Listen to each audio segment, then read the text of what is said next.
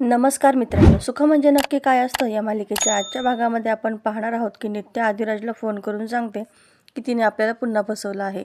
आदिराज विचारतो की कोणी? नित्या म्हणते शालिनीने. शालिनी आत्ताच हॉस्पिटलमधून बाहेर पडली आहे. आश्रयबाबांचा फोन आला होता, त्यांनी सांगितलं. तिने त्यांना भेटायला बोलवलं आहे. आदिराज म्हणतो हॉस्पिटलमधून बाहेर पडल्या पडल्या तिने आश्रयबाबांना बोलवलं, याचा अर्थ तिचा आश्रयबाबांवरती खूप विश्वास आहे. तिच्या मनामध्ये काय चाललंय हे आपल्याला आश्रयबाबांकडून कळेनच. काळजी करू नका, नित्या म्हणते. पण आदिराज, मला खूप टेन्शन आलंय. आदिराज म्हणतो की टेन्शन मलाही आलंय, पण आपल्याला आश्रयबाबांच्या फोनची वाट बघावीच लागेल. मला लवली आणि संध्याकडे लवकर पोहोचायचं आहे, असं म्हणून आदिराज फोन ठेवतो. इकडे सर्वजण बसलेले असतात. विमल म्हणते की कोण कशासाठी आपल्या जीवावर उठलं असेल काहीच कळत नाहीये. तात्या म्हणतात की कोणाचं काय सांगता येते, कोणाच्या मनामध्ये कधी राग असेल आणि तो कसा बाहेर काढेल हे आपण काही सांगू शकत नाही. सावरी म्हणते तात्या, पण असं उगाच कोणी करणार नाही. राजमा म्हणते बरोबर आहे, आपल्या सगळ्यांवरती एवढा राग कुणाचा असेल? अहो तात्या, केव्हापासून तुम्ही विचार करता, पण काही आठवलं का? आम्हा म्हणते मी तर विचार करू नका असंच म्हणते. या सगळ्याच्या मागे ती शालिनीच असते. विमल म्हणते अहो पण ती तर हॉस्पिटलमध्ये आहे ना. राजमा म्हणते आपल्या बाबतीत जे काही वाईट होतंय ना, त्या सगळ्याचा संबंध त्या शालिनीशी आहे आणि हा माणूस सुद्धा तिनेच पाठवला असणार. अम्मा म्हणते माझ्या जयदीप गौरीला छळायला ही जर पुन्हा येणार असती ना, तर मी तेव्हाच तिला जेवणामध्ये विष घालून मारून टाकलं असतं. जेलात गेले असते ना तरी सुद्धा मला काहीच फरक पडला नसता. विमल म्हणते की अम्मा काय बोलताय तुम्ही हे? अम्मा म्हणते की अहो विमल अक्का, तुम्हाला काही ठाव नाही हो, आणि जे माहिती आहे ना ते फक्त हातभरच आहे. तिचे कारनामे पाप सांगायला गेलं ना तर उभा जन्म पुरायचा नाही. तात्या म्हणतात मग म्हणून काय असा विचार करायचा का? सावरी म्हणते की मला तर देवी आईचं नियोजनच कळेनसं झालं आहे. म्हणजे आपला दाद्या जयदीप तुमच्या पोटी जन्म घेतोय. तो आमगावामध्ये लहानाचा मोठा होतो. मग गावामध्ये एक प्रोजेक्ट येतो, म्हणजे तो प्रोजेक्ट नित्याची म्हणजेच गौरीची कंपनी विकत घेते. जयदीप गौरी पुन्हा भेटतात, पण ते प्रोजेक्ट असतं कोणाचं? तर ते शालिनीचं. आणि ती सुद्धा अमेरिकेतलं तिचं सुखासुखीचं जीवन सोडून, साता समुद्रापार सोडून ती इथे येऊन राहते. काय म्हणायचं काय या देवी आईला? अम्मा म्हणते वाईटावर चांगल्याचा विजय, हाच तर देवी आईचा न्याय असतो ना. विमल म्हणते हा तिचाच न्याय आणि तिचाच नियम असतोय. उगच नाही एवढ्या लांबून तिने हा योग जुळवून आणलाय. त्या शालिनीला तिच्या पापांची शिक्षा मिळणारच आहे आणि ते देणार आहेत नित्य आणि आदिराज. इकडे आदिराज लवली संध्याकडे जात असतो, तेव्हा रस्त्यामध्ये खिळे ठेवलेले असतात. आदिराज तिथून जाणार तितक्यात जोगतीन येते आणि आदिराज गाडी थांबवतो. आदिराज गाडीतून खाली उतरतो आणि विचारतो की तू इथं कशी काय? जोगतीन सांगते की चुकीचा मार्ग निवडला आहेस तू. वाकड्या मार्गाने जाणाऱ्या लोकांना तुला सरळ मार्गाला आणायचं आहे. तुला सरळ मार्ग वापरून कसं काय चालेल? ते तयारच असणार तुझी वाट बघत. आदिराज आश्चर्यानेच म्हणजे असं विचारतो. जोगतीन म्हणते की हे बघ, असं म्हणून ती त्याला खिळ्यांची पट्टी दाखवते. तुझ्यासाठी काय तयारी करून ठेवली आहे त्यांनी. म्हणून म्हणतोय पोरा, ज्या वाटेने शत्रू आपली वाट बघत असेल त्या वाटेने कधीच जायचं नाही. वाट अशी निवडायची की ज्यांनी विचारसुद्धा केला नसेल. आदिराज जोगतिनीला नमस्कार करतो आणि गाडी दुसऱ्या दिशेने वळवतो. इकडे लवली आणि संत्या दोघेही जोरजोरामध्ये दरवाजा ढकलत असतात, पण ते गुंड त्यांना खाली पाडतात आणि दरवाजा उघडतात. त्यातील एक गुंड दोघांवरती कुऱ्हाड उगारतो. तो कुऱ्हाडीने वार करणारच तितक्यात ईशान मास्क लावून तिथे येतो आणि थांबा असं बोलतो. यांना इतक्या सहजासहजी नाही मारायचे. आदिराज तुम्हाला जळताना बघणार आणि तो तुम्हाला कसा वाजवतोय हे आम्ही बघणार. बांधारे यांना, असं म्हणून सर्व गुंड लवली आणि संत्याला बांधतात आणि सोमाला सोडवतात. ईशान म्हणतो की जाळून टाका यांना. तितक्यात आदिराज तिथे येतो. त्याला पाहून सर्वांनाच खूप धक्का बसतो. सोमा ओरडतो की हे बघता काय, मारा त्याला. आदिराज एक एक करून सर्व गुंडांना मारू लागतो. सोमा लगेच ईशानला खुणवतो आणि सांगतो की पळ इथून. ईशान तिथून निघणार तोच आदिराज त्याच्या समोर येतो आणि चिडूनच म्हणतो की तूच आहेस ना तो ज्याने माझ्या राजमावरती हल्ला केला होता. असं म्हणून आदिराज त्याला एक जोरात फाईट ठेवून देतो आणि ईशान खाली पडतो. आदिराज म्हणतो की तोंड दाखवायची लाज वाटते का तुला? असं म्हणून तो त्याचा मास्क काढू लागतो. तितक्यात सोमा रॉकेलचा कॅन घेतो आणि लवली संत्यावरती ओततो. लायटर पेटवतो आणि म्हणतो की आदिराज सोड त्याला, नाहीतर तुझ्या या दोन्ही दोस्तांचा इथंच अंत्यसंस्कार करील. आदिराज त्याला सोडतो आणि तिथंच पडलेला एक बॉक्स घेऊन सोमाच्या हातावरती मारतो. त्यामुळे ते लायटर खाली पडतं. तितक्यात ईशान मागून येऊन काठीने आदिराजवरती वार करतो. आदिराज बेशुद्ध पडतो. सोमा जोरातच ओरडतो की ए पळ इथून आणि सर्वजण तिथून पळून जातात. लवली आणि संत्या दोघेही मोठमोठ्याने त्याला आवाज देऊ लागतात.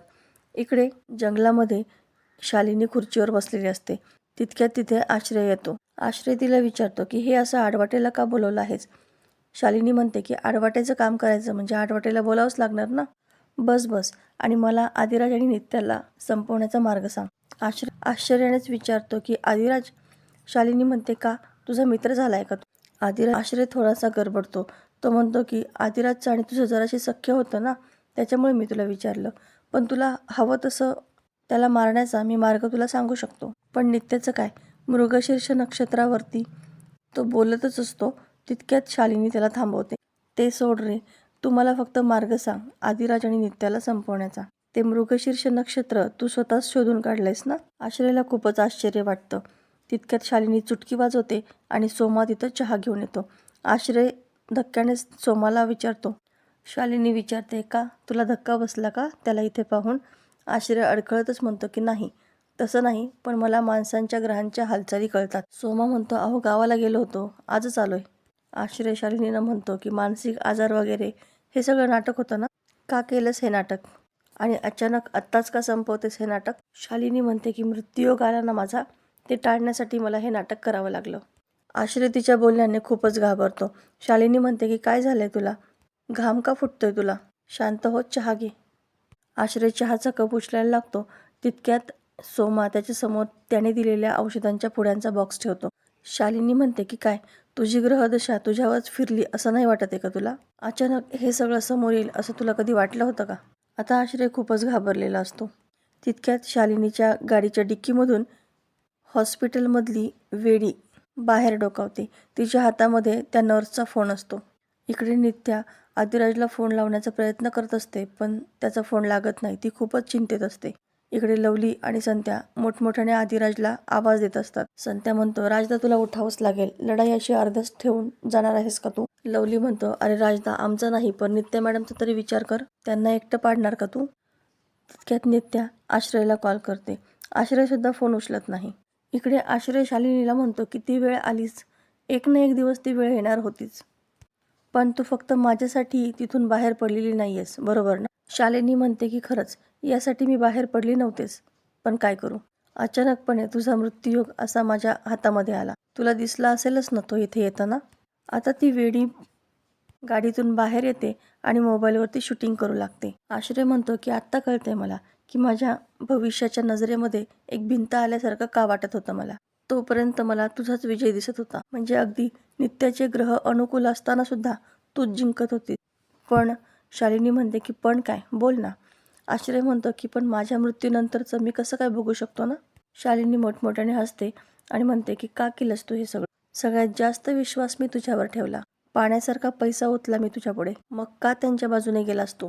आश्रय हसतच म्हणतो की विश्वास, अगं तुझ्या तोंडून हा शब्द ऐकताना कसं तरीच होतंय. तू तुझ्या घरच्यांना काय गं, स्वतःच्या नवऱ्याला सुद्धा विश्वासघाताने मारलंस, आणि तीच आता विश्वास ठेवण्याच्या तोडण्याच्या गोष्टी करते. आदिराज आणि नित्याला. तितक्यात शालिनी त्याला थांबवते की बास, जयदीप आणि गौरी, मला माहिती आहे आदिराजच जयदीप आहे, पण मला माहिती हे त्यांना कळलं नाही हा, पण तू सांगू नकोस त्यांना. पण असंही तू सांगू शकणार नाहीस आता. आश्रय म्हणतो या जन्माची कर्म याच जन्मामध्ये फेडावी लागतात शालिनी, आणि ते तसं नाही झालं तर हे असं पुनर्जन्माच्या स्वरूपामध्ये ते समोर येतं. आणि मला दिसतंय तुझी कर्म फिरून तुझ्याचकडे येणार, आणि तीच कर्म तुला तिळातिळाने मारणार आहेत. तुझ्या जाणीवेला जिवंत ठेवून तुझा जीव घेणार आहेत ती, स्पष्ट दिसतंय मला. तो तिथून जायला लागतो तर शालिनी त्याला अडवते. शालिनी रागातच त्याला खाली ढकलते आणि आश्रय खुर्चीवरती पडतो. तर मित्रांनो, येणाऱ्या भागामध्ये आपल्याला पाहायला मिळणार आहे की शालिनीने आश्रयचा खून केलेला असतो. नित्या आश्रयला कॉल करते आणि शालिनी त्याचा कॉल उचलते आणि म्हणते की शालिनी शिर्के पाटील बोलतीये. नित्या म्हणते की आश्रय बाबा कुठे आहेत. शालिनी म्हणते की तुला जर आश्रय बाबा जिवंत पाहिजे असेल ना, तर तुला एक पत्ता पाठवते, त्या पत्त्यावरती ये. शालिनीने आश्रयला झाडाखाली ठेवलेलं असतं. त्याच्या पोटामध्ये तलवार खुपसलेली असते. नित्या त्या ठिकाणी येते आणि त्याच्या पोटामध्ये खुपसलेली तलवार बाहेर काढते. तितक्यात काही लोक तिथे येतात आणि जोरजोरात खून खून असं ओरडतात. एक बाई म्हणते की बघा बघा, या बाईने खून केला. इकडे आदिराज घरी येतो आणि तात्या त्याला सांगतात की सुनबाईला अटक झाली आहे. आदिराज धक्क्यानेच म्हणतो की का, काय झालं, काय गुन्हा केलाय त्यांनी. तात्या सांगतात की खुनाचा आरोप आहे त्याच्यावरती. आदिराज विचारतो की कोणाचा खून केला त्यांनी. तात्या सांगतात की आश्रय बाबांचा. आता पोलिसांनी नित्याला पकडून जेलमध्ये टाकलेलं असतं. तर मित्रांनो, असेच नवनवीन व्हिडिओ अपडेट पाहण्यासाठी चॅनलला सबस्क्राईब करा. नोटिफिकेशनसाठी बेल आयकॉन अवश्य दाबा. व्हिडिओ पाहिल्याबद्दल धन्यवाद.